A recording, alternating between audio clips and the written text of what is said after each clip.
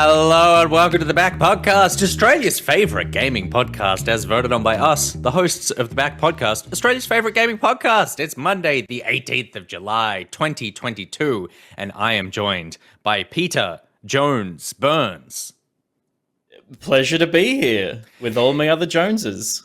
And I'm Kate, and I'm a variety streamer from Australia. Love heart, it's Kate. Good morning. Welcome, Kate. Now, we were just having a conversation just before we started that you were like, oh, you finally put an intro in the doc for me. So you basically started off our relationship by like accusing me of not working hard enough. And I said, well, I normally just steal these from the Twitch About Me page. And your About Me bio is very literally about you.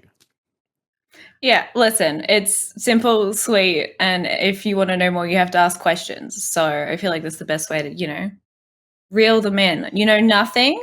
I see. Yeah. You have to find out as you go along. Yeah, cool. You know enigma. You know enough to know your name and that you are a person, and then it goes from there. Well then, Kate, the person, we are very happy to have you here. We've been longtime fans of your streams. We see you in our Twitch chat sometimes as well, and we tried to organize this. I tried to organize with this with you a couple of weeks ago, but you were like, I can't get up in time for that. And I was like, oh, right, okay, so she's super lazy. And then I organized it this week, and I was like, hey, can you come on the show? Maybe you could be bothered to get up in the morning. And you were like, yeah, I think I could organize my sleep schedule. I'm like, Jesus Christ. This person, so difficult talent. And then this morning you're like, so I'm awake, I'm in WA. I'm like, oh fuck.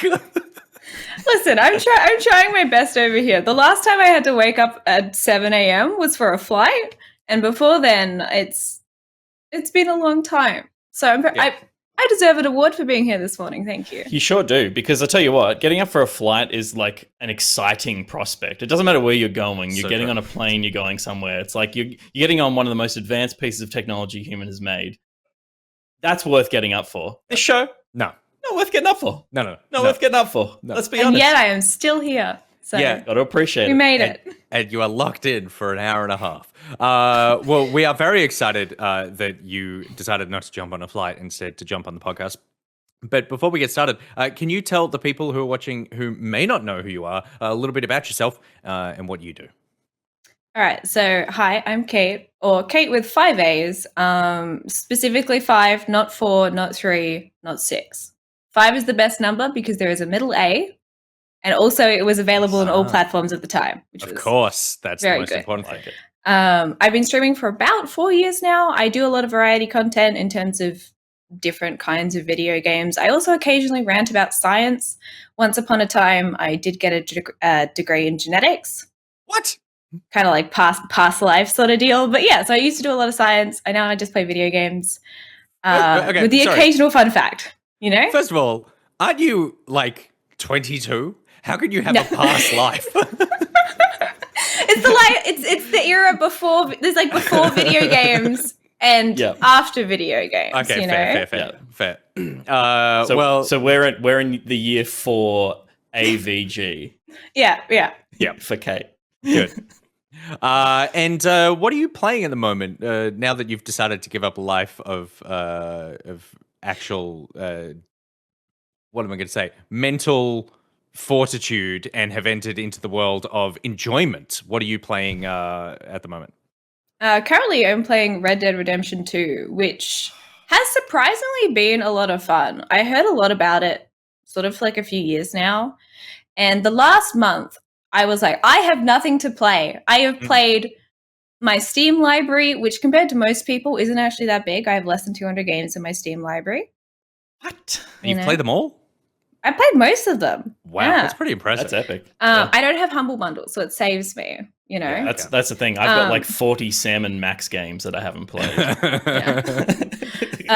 So I picked it up in the last Steam sale, and it's actually been a really good time. I like being a cowboy. It's a lot of fun. I loved Red Dead Redemption 2 so much. It asks so much of you. It says, we're not gonna give you fun, but it's here to be found. Find it. And I so enjoyed that. It was such a beautiful experience. Definitely like a top kind of list game for me. I still think about it very fondly all this time later. And there's a lot of things you enjoy and then don't really reminisce about, but I do reminisce about playing that game. So I'm glad you're enjoying it. I think one of the big. Oh, sorry. No, you go. I think one of the best things is the biggest challenge of the game is the controls. They go, we're going to tell you how to do this once, and if you don't remember it, good luck, I guess. Have fun. Totally. And also, FYI, everything in this world controls like a horse. All the characters control like horses. There's a gallop, a slowdown that you need to start like 10 minutes before you arrive at the spot you want to arrive to. It's a wide turning circle. Mm-hmm. I have not finished that game yet because I just fell off halfway through. But I really did enjoy most of what I was doing. I was just like frustrated that there was so much game. But story-wise, too much game. It's nearly unsurpassed in terms of like a true world in which you are living in. Well, I could play it again. Well, if you want to play a new Rockstar game anytime soon, you should probably just play that now, because it's going to be a while until Grand Theft Auto 6, and they're retiring Red Dead Online. They're starting to sunset that. So, yeah, it's really all that we have. Well, we are very excited to have you here as well for the show, Kate, for the next hour and a half. Please don't fall asleep. And Pete, I think we need to get into it because this news is not going to break itself.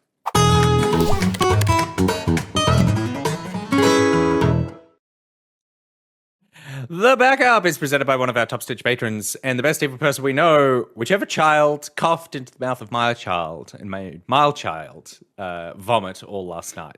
Whoever that kid was, go fuck yourself. Sorry, I mean Evil Spy Boy. Get your exclamation mark Spy Boys out in the chat because thanks to his generous Patreon support, Evil Spy Boy is bringing you the backup, and he's hoping you bring the generosity to Food Bank Australia. Food Bank provides regular breakfasts to more than 132,000 students at schools across the country, and hopefully not that kid that coughed in my kid's mouth. And on top of this, more than 200,000 kids seek food relief in their charities every single month. Donate at foodbank.org.au. There's a link in Nightbot right now, and head to tasteofmultifish.com for more about Evil Spy Boy's proclivities. I feel sorry for Evil Spy Boy that tasteofmultifish.com has to stay live each year for this to continue to make sense, but it feels like $72 or whatever well spent. All right, let's back up and look at the biggest stories of the week, as voted on by us, the host of The Backup, where we back up and look at the biggest stories of the week. And Kate, please start us off with a story that caught your eye and made you think, whoa, that's a pretty big story. All right, so I think the best way of picking the news is seeing the thing that you saw everyone get mad over on Twitter. Mm-hmm. So this week on Twitter, I saw a lot of people get mad about the new Bayonetta game, which I didn't know was coming out. But there is a filtered mode in this game where they have removed the nudity, which Twitter, unsurprisingly, was not happy about. It is just an option. It is not a default mode, but surprisingly mad about that. And Bayonetta, I have heard many good things about the first two games. I wasn't aware they were making a third one. This is meant to come out on October 28th. Mm-hmm. And yeah, I've heard lots of good things, but I've never played it because the previous ones are really old. So I'm curious as to how you guys feel. Do you guys like the Bayonetta games? Have you played them? Well, first of all, I hate the fact that you referred to them as really old because sorry, that was a real punch right at the guts. Peter, you have strong feelings about Bayonetta? I'm not a massive Platinum Games fan, and Bayonetta is a classic Platinum Games game of like spammy combat followed by on rails spam, and then all the characters sit down for a meal of spam.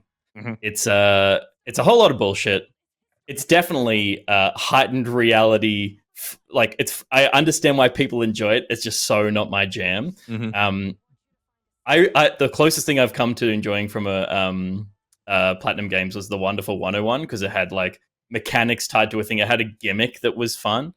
And there's no real gimmick to Bayonetta except for if you can fall in love with the characters, the idea of this world and these characters. And to me, it's just too absurd. So it's not my thing. I've always found as well the character of Bayonetta to be interesting. And Kate, I'd love your perspective on this. Obviously, you haven't played the games, but you'd be well aware of Bayonetta as this character that is sometimes touted as this this really strong, independent female character. It was still created by a dude, a horny Japanese man, who put this skin tight suit on her. So it's like it's hard for me to remember. Most of her clothes are hair, like it's her hair. Yeah, I heard that, and I Yeah. didn't know how that worked until I saw the reason why they created the nudity filter, which apparently is because the hair is the clothes, and then it disappears magically. Yeah, I think they've changed. I think they've changed part of that for this one. It is, yeah. To Pete's question, like how do you feel, Kate? I guess, and if we're putting you too much on the spot, don't worry about it. But say fuck off. Yeah, just say fuck off, Nick. But about the idea of like when men create female characters and then say her sexuality is part of what empowers her.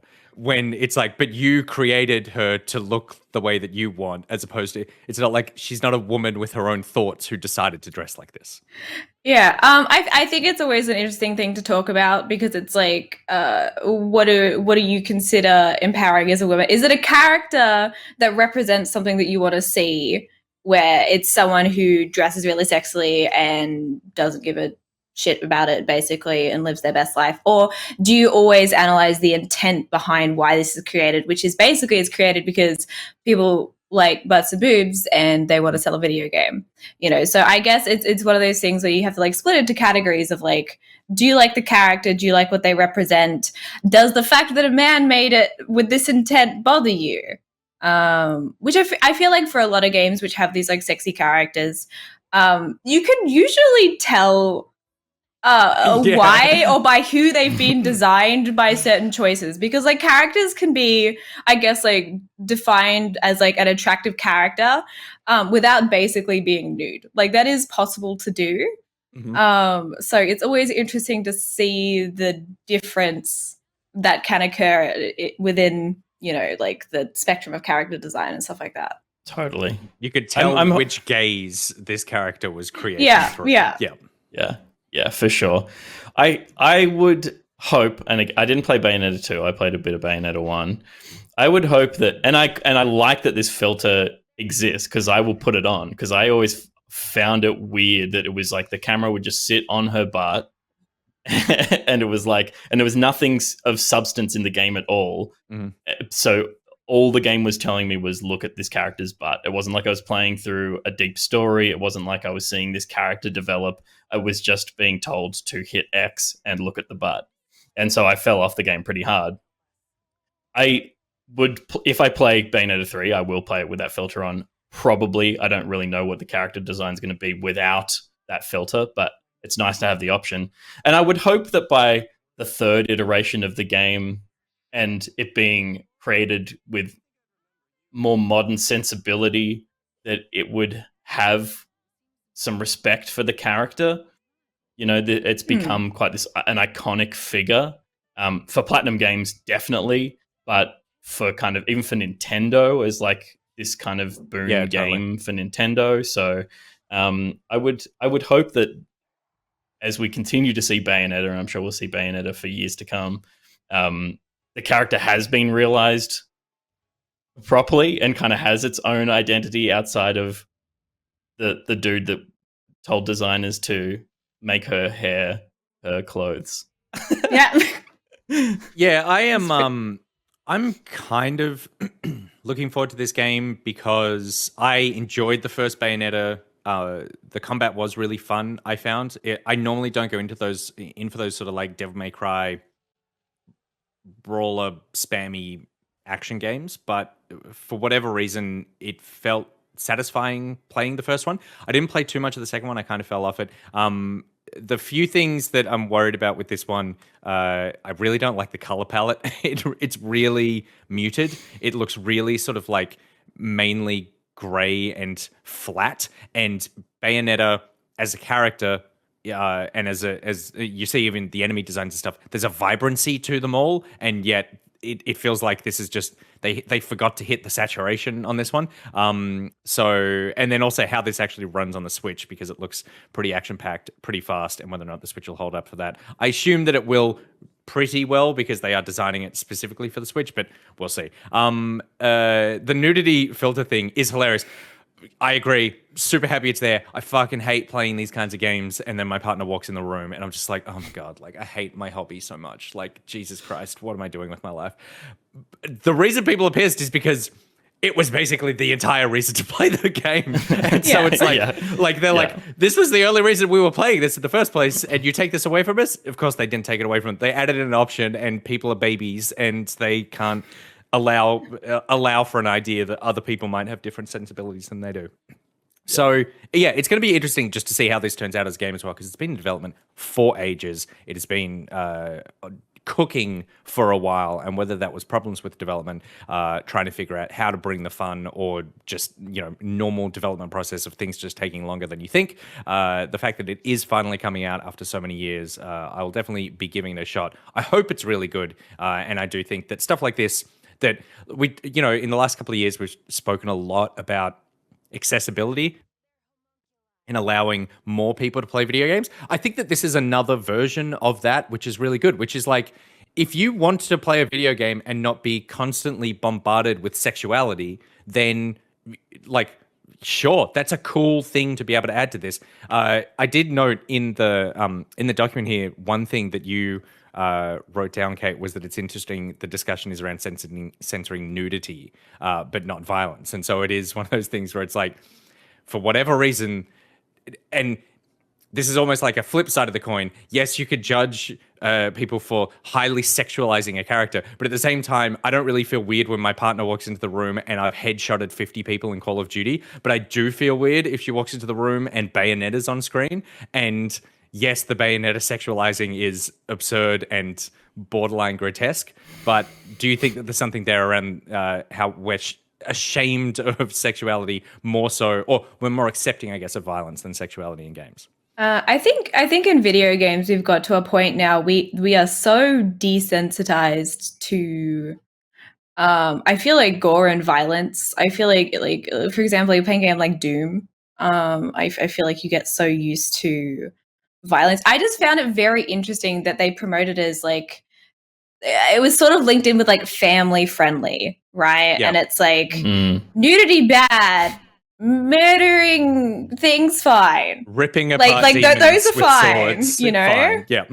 And so I just found it very interesting that that's the main thing, that they were like, oh, we got to make sure they have more clothes, but we're not going to change anything else. Like, that's the only thing we needed to change to make it more family friendly. And it's just a very interesting trend in video games. And like, there are some games that let you turn, I think they have to have some of the color options. Like, you can change like blood to green and stuff like that, which I feel like is, for some countries, like, you can't have. China in particular are really thingy about blood.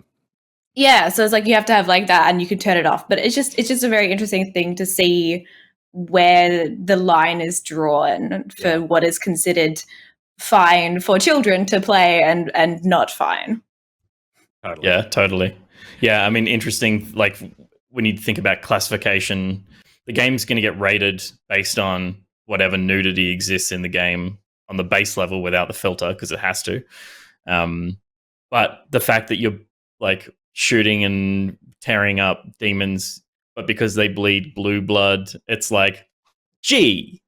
Yeah, that's fine with us. For kids, it's like, that's fine. We didn't even look twice at that. It is funny that you go like, the blood is the thing that's traumatic and not the head ripping off the body. The head ripping off the body is fine. It's just as long as what comes out of it is not red, then you're good. Well, I'm excited to hear what you think about Bayonetta, Kate. Sorry, Pete. Yeah, I just wanted to quickly point out Keegan James's comment in the chat earlier. We're not addressing the real issue here, which is that if we want equal and respectful representation in video games, that we need to see more 3D peens with peen physics. True.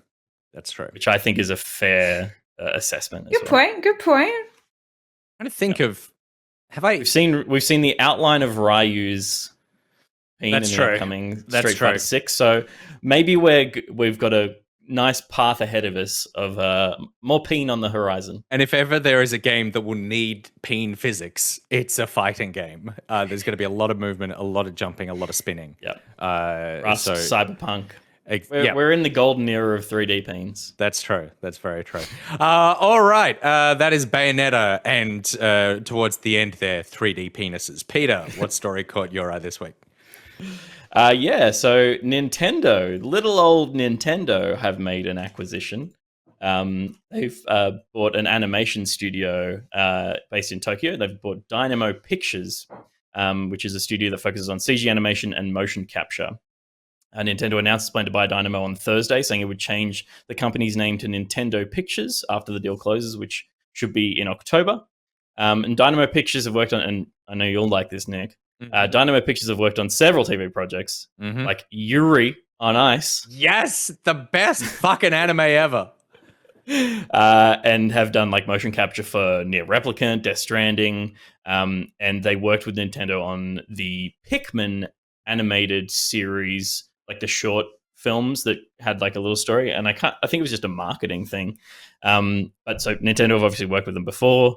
They have some pretty good pedigree, and the idea of a company like Nintendo having an in-house animation team outside of obviously individual development teams feels like a no-brainer. They're a company that is so into screen media that I'm surprised they don't already have studios like this. Maybe they do, and I'm just not aware of them. But Dynamo Pictures, you can see a pretty healthy future of busy Nintendo work for them. Hey, are you a Nintendo fan? Are there Nintendo games besides Mario that you think would make great films or TV shows? I think for Nintendo, I'm just a big fan of Kirby because Kirby. So I played the recent Kirby game, and I just like the fact that behind every lovable Kirby version and character, there's some scary, terrifying horror. And I love the idea that they may create some sort of kids show being like, yeah, everything's lovely, everything's happy, we're just chilling out until the eyeball monster creature attacked. Yeah. And I love the idea that we may potentially be getting, I don't know, like, do you think we're going to be getting some like an actual show of some kind? Is it just going to be PR trailers? I 100% think that they are going to go hard, because I think that they've seen Sega with Sonic. They've seen Riot with Arcane. They are seeing that like people have figured out how to make good versions of video game movies and TV shows, and that there is a lot of appetite for that. And the one thing that Nintendo has that most of those other places don't have is a show that they could make that both kids and adults would watch, so they can tap into two separate markets, or they can go hard on a kids market, which is enormous and really still the only animation now that Netflix is interested in making is kids animation. They've canceled nearly everything else. So stuff like that, I think Nintendo would 100% just be like, we need to get into this. I guess my concern is that I don't think Nintendo are very good storytellers. I think that they're actually quite bad storytellers. They have fun characters, but the idea of bringing it in-house is a very Nintendo thing to do, but not necessarily something that, in my opinion, will result in the best product. I think that like you look at the Sonic movie, Sega didn't buy a studio and create that. They were just like, here's our IP. Please don't fuck it up as much as we have for the last 20 years. And the company and the production company managed to do a really good job with that. And I think that for as a product, I would have more confidence if Nintendo were like, we are teaming up with X, Y, and Z, like people who have made good things in the past, and we have given them creative license with our IP, but Nintendo never want to hand over creative license for anything really, with the very few exceptions of like Mario and Rabbids. And so that is where I'm like, oh, do I want to see Nintendo try to tell me a story? No, because every single story that Nintendo have ever told me is bullshit. I ended strong. Yeah, you did end strong. I feel like I'm goading some people at that point, but I certainly don't think of them as great storytellers. I think of them as great world builders, and that's about it. Yeah. My initial reaction to this was cool for kids to have like, and we're looking at the Pikmin thing that happened, and it's not Pixar, but to have like a show animated at this quality of a Donkey Kong serial, or I mean, Donkey Kong for me is like number one. There should be a kid show about Donkey Kong, Totally, for sure, because it would just be like, it doesn't need to be good storytelling. It just needs to be those characters hanging out, throwing bananas at crocodiles. Yeah, and you got yourself a TV show. And the merchandising for Nintendo is bigger than any other game company imaginable. Like, if they nailed a few of these TV shows, Donkey Kong merch my kids would be obsessed with little Donkey Kong and Diddy Kong and those sort of toys and stuff. Oh.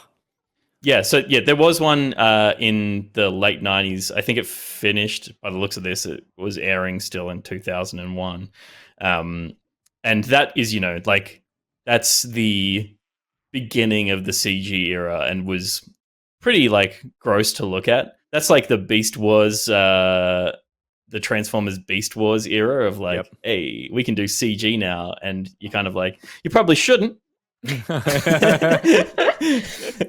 But we have like, and this version, this Pikmin thing is like, what the fuck are we watching? I don't know. No idea. But it's of a standard that is so watchable, even if it's not the pinnacle of what CG can deliver. This is every single kid show on Netflix. Like, yeah, it's How to Train Your Dragon, the TV show, not the film. Totally. Yeah. So I think it's a great way ahead for Nintendo, and to just stay in the lives of young kids growing up who, for me, I only had games, but and the trading cards and stuff, but for Pokemon. But if there was a TV show, I would have been on it for sure. Like I was with Donkey Kong for about 3 episodes before I was like, I'm too old for this, because I was 10. Kate, are you an anime fan? On and off. I have been on and off. I went through a big anime phase like just after like high school. Yep. And then I left it behind, and then it's coming back to get me, which I'm a bit scared of. Because I just saw someone in chat. I wrote that anime sucks, even though I watch a lot of anime. And they said that you might get angry at me, and so I wanted to make sure that I hadn't angered you. But it will say that if you have not seen Yuri on Ice, I have seen it. That is the last thing I watched before the first anime era ended. That was the last. Oh no! Did you end on a high, or did you go like, "This is it"? No. Yuri on Ice was great. It was great. I enjoyed it. Yes, good, great. That was a good time. I just got to a point where I was like, I'm kind of sick of watching the same thing every 100%, 100%. But Yuri on Ice fucking slaps, and I would love a season 2 of that, please. Where's the movie? Where's the movie? That's what I'm saying. Come on, we promised us one. Let that beautiful boy skate. Okay, good. That is Nintendo buying Dynamo Pictures, and I'm sure we'll be hearing much more about Nintendo properties coming to screens near you. Something that is coming to a screen near you, probably not anytime soon, but we've spoken about a bit on the show. I realized that over the last few weeks, whenever I think about the video game Skate, I get more and more excited. It has been an exponential growth of excitement to the point that if they don't bring it out soon, my hype levels will be uncontrollable and unsatiable by the time this video game comes out. We did learn a bit more about Skate 4 over the last few days, and the first thing is that it's not called Skate 4 anymore. It's called Skate full stop. They are basically rebooting the series in some way, and that is an indication that it's not a sequel, it's a new platform, because the game also, and this is the first time they've come out and said this, is going to be a games as a service. It's not going to be a paid game. It is going to be free to play with microtransactions in it. They said that the team behind it have had an ethos when it comes to the games as a service model. and that is that it is will have no pay to win, no map areas locked behind paywall, no paid loot boxes, and no paid gameplay advantage. Which I guess, unless I'm missing something, just is cosmetics. I can't think of if you're not putting gameplay advantage. You can't put like faster wheels. You can't have map areas that you need to buy. So it's like characters, outfits, decks, trucks, all that sort of stuff. But even though this game is not coming out for a while, I am so excited for a live service version of Skate. I think that could be... Again, I am well ahead of myself, but this could... Guys, this could be my forever game. This could be the greatest game of all time. This could be Legend of Zelda: Link to the Past. I think it will be, and the hype is let it ride it, baby. I'm so excited for this, and I guess that there's not too much to talk about the video game Skate, but I guess I wanted to ask. I saw a lot of reaction online about the games as a service model, and there are a lot of people who are like, this is another game that's fallen to games as a service, and it's just another version of this, and blah blah blah. And I think that I potentially used to think a bit like that, but now when I hear that a game is free to play or games as a service, there is still some hesitation about how much I'm going to need to invest time-wise into this to get something, and whether that time investment will result in anything meaningful. But Kate, I guess I'm wondering if you see games as a service now as a terrible thing, or is it a completely viable and potentially interesting version of a video game? Because I think that I'm actually excited for a title like this. I think games as a service can be very interesting. So the main problem I have with games as a service is that I feel like just a lot of them die really quickly. What happens is, right, you get like a dev plan. They're like, this is our plan for the next year and a half. We launched the game. Here's our 3-month update, 6 months, etc. And the problem is they're like, we're not. So instead of here is everything at once, they're like, well, we want the game to last. We want you to have reasons to come back and play it. So we're going to release the game's worth of content over a period of time, however long that ends up being. And the things that I typically find is that often it just feels like the game isn't finished because they want you to have reasons to keep playing. So when I play a game, I typically want to play a game in like a week or two, and then I'm like done with it, right? I binge play games, I guess, because like typically I have a terrible attention span. If I don't finish the game within a week or two, I will probably never finish it unless it's really, really good, right? So I think the problem I have with games as a service is that typically it's like they adopt like the battle pass system of like we'll get you to play hours and hours and hours because we're giving you the game for free. So we want you to play and then spend some money, hopefully somewhere on something. Obviously it's better. I definitely prefer the model when it's only cosmetics because I like IRL cosmetics way more than video game cosmetics. So I will save money. For me personally, very good because like I'm typically very unbothered by like in-game cosmetics. Like I'll maybe buy 1 or 2 things if I really like a game, because in my brain I'm like supporting the people making the game. Sure, I'll buy a kitty ears or something, like I'll do that. Yeah. But I'm pretty good at not spending money in games like that. So for me, it's kind of like, sure, I'll get a free game. I'll get a little bit of time out of it. But when they're presented this way, I'm kind of like, I don't know how much time realistically I'll spend after the first week or so playing that game. That's totally fair. And I think that your point about when a game is like, here's our roadmap, and a lot of it is like, here's a big new content drop coming in 3 months.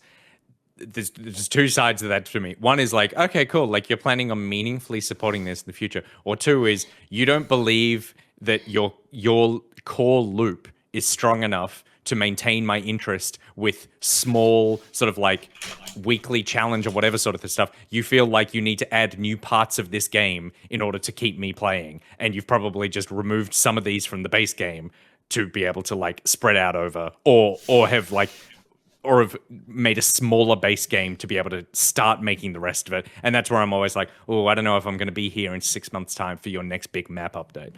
Pete, I don't think, are you into Skate at all as an idea? Is this exciting? Yeah. Is it exciting? I think it's exciting? probably Is it as exciting as it is to me? Where I am definitely not. I am at levels of like I could marry this. I want to make love to the video game Skate. Full stop. No, I think Okay. like maybe like a casual coffee brunch All right. with Skate, Okay. Cool. and we'll see how things See what progress. happens. Alrighty. Yeah, I'll get poached eggs. Skate will get, what do you reckon? Probably a breakfast burger. Yeah. Skate you feels could like just a hold it in breakfast one burger hand kind of. while you're Yeah. doing an ollie.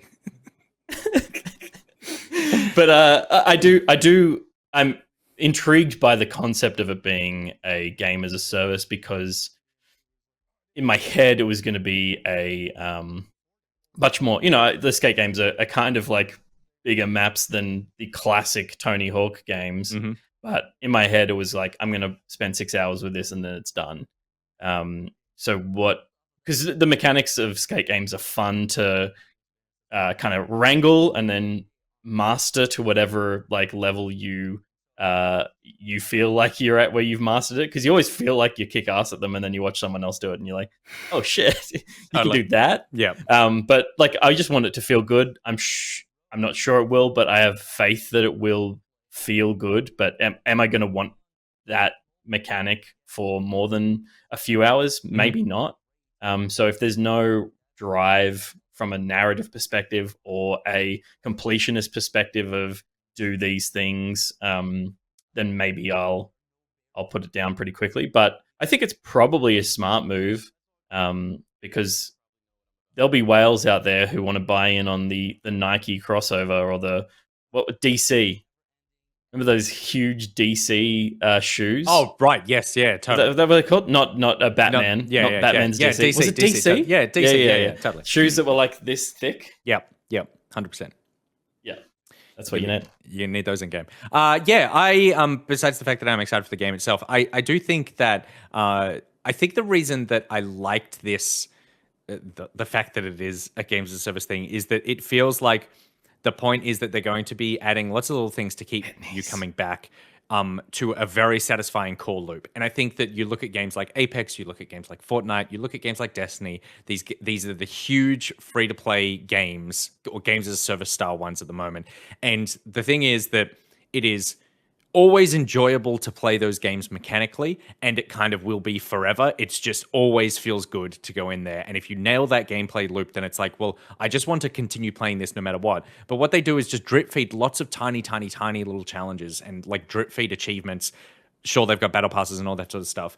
But that to me is more appealing than these big content drop style things. That's where it's like, we're going to change the map in Fortnite or Apex. It's like, cool, there's a new map. But actually the thing that you want is these small challenges that just keep you coming back and nailing while you're enjoying this core gameplay loop, and not trying to bring you back with something huge because they're like, oh God, we've run out of content. There's no way to kind of run out of content when, particularly since it's a sports game, essentially it's like score chasing, challenge-based stuff, location-based, going here, doing things, all that sort of stuff just feels like it works in a world where this could be a great background game. And so I think I'm excited by that as an idea, more so than most of the other time when something is like, oh, I'm going free to play, and I'm like, okay, well, I'm probably not going to invest the grind into your game. The grind here, no pun intended, feels like I can get through a little intended. Massively intended. I planned it out last night. But it feels like I'm going to actually really enjoy the gameplay loop and then have reasons to come back to this, as opposed to the game trying to make me come back or keep me playing it. So yeah. That is Skate. We learned some more about that, but we still don't have a date as to when it's going to come out. Apparently, there's going to be a public alpha, I think, because the footage we've seen so far is pre-alpha. So they haven't even hit pre-alpha yet, which means that the game is ages away. But there is lots of gameplay tests happening at the moment, and something public will be happening later on in the year. All right, before we get to the back chat, a couple of delays to announce. The first one is supposed to be coming out this week. Devastating. I have to wait another month, sure, but Immortality, an interactive movie trilogy, the upcoming Hollywood-inspired investigative horror game from Her Story and Telling Lies creator Sam Barlow has been delayed until the 30th of August to ensure the experience is as polished as possible. This was one of the later delays that I feel like we've seen. This was announced like 3 or 4 days ago, and the game was due out this week. I guess when you're an indie dev, you could just go, you do what you want. Nope. Not uploading the file this week. Maybe next week. Maybe next week. So we got to wait another month for that. New strategy RPG, the Dino Field Chronicles, will be released on the 22nd. Dio Field? What did I say? Dino? Dino would be heaps fucking cool, though. It should be. I swear to God, it's Dio Field, though. Let me check. Dio Field. Yeah, it's Dio Field. How fucked is that? The worst decision any dinosaurs. developer can make is putting the letters D, I, and O in any sequence that doesn't have an N in the middle 100%. You're just really, you're setting yourself up for disappointment. Will be released on the 22nd of September following a demo in August. No dinosaurs in that game. What a shame. And Sea of Thieves, long awaited, apparently, Captaincy Update, which was first discussed prior to the game's release all the way back in 2018, will miss its planned launch later this month and is now due to arrive alongside Season 7 on the 4th of August. This was the thing that was announced in the Xbox Bethesda showcase with that song. That's sick song. The kind of like pub shanty. And I saw someone on Twitter responded to the delay announcement on Twitter with an altered version of the end of that where they announced this time and it was like, you'll have to wait 4 more weeks or something like that. Excellent. Kate, it's perfect. Did you see that trailer? No, I haven't. Oh, I thoroughly recommend checking it out after this. It's like it's a 2-minute musical version of a video game trailer, and it is quite wonderful. Just don't listen to the last sentence because it doesn't make sense anymore. It's just a lie. They are pirates. What did we expect from them? All right, that is literally all the video game news that happened this week. There's nothing else you need to know.